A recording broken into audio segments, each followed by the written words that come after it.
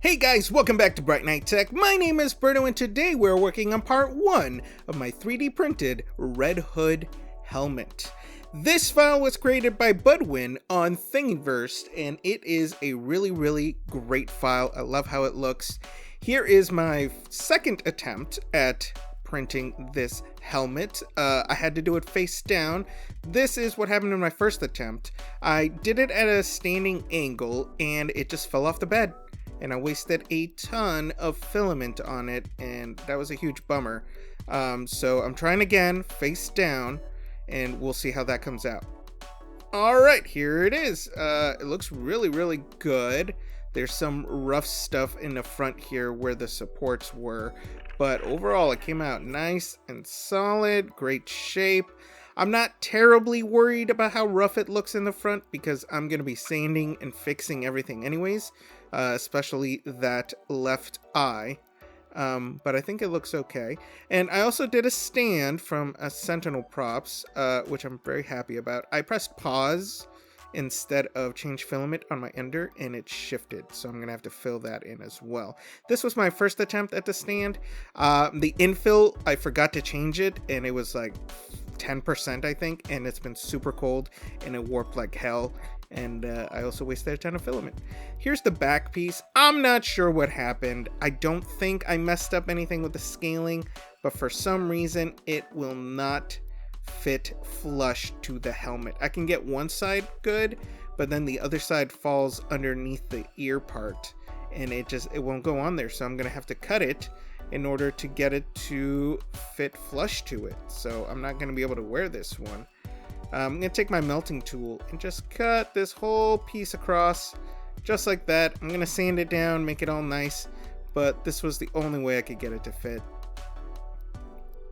Alright, I took my palm sander to this, tried to break down some of that material, some of the big chunks there. This part right here was very important. It's all nice and smooth now.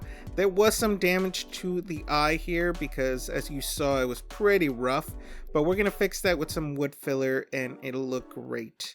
So I'm not terribly worried about it. Here's the wood filler that I like to use. Man, every time I post about it on the Facebook pages about 3D printing, people come after me. They do not want me using this. I don't know. People have their preferences to Bondo. This works for me. It's super cheap. I like using it. It gives me the results. So you know what? It's fine. So I'm going to cover this helmet all over like this. Now, I learned this from working on my Iron Man helmet that you want to take out all this stuff while it's wet. So I'm going in through the grooves. If you wait till it dries, you're going to have to carve into it, and that is a damn pain. So I learned that from my Iron Man helmet because I had to carve all the way through it. Here's the next day, all nice and dry. I'm going to take my palm sander to it again because there's a lot of material and bring it down. And here it is. Still looks a little rough, but I'm going to hit it with some filler primer, and then we'll do more sanding after that. Here we go. All right, here is after the filler primer. It's still wet. We're going to wait for it to dry, and then we are going to do some sanding. All right, I already went ahead and sanded a little bit. As you can see, I already went down to some of that wood filler. Still looks a little rough.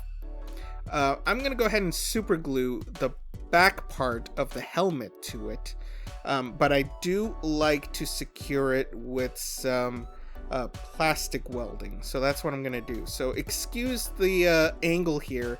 It was really hard for me to do this and film it, and I'd rather just do it than worry too much about filming it. But if you guys want to look at some of my other videos, you can see me do some plastic welding there.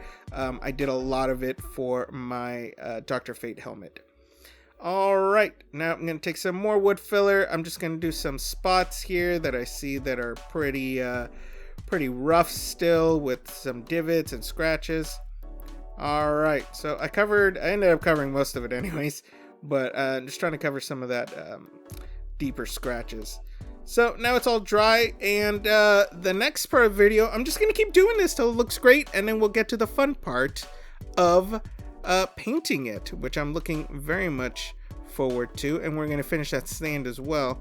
But yeah, Thanks for watching. If you have any questions, go ahead and put it in the comments below. Don't forget to subscribe and hit that bell button for notifications, and we will see you next time.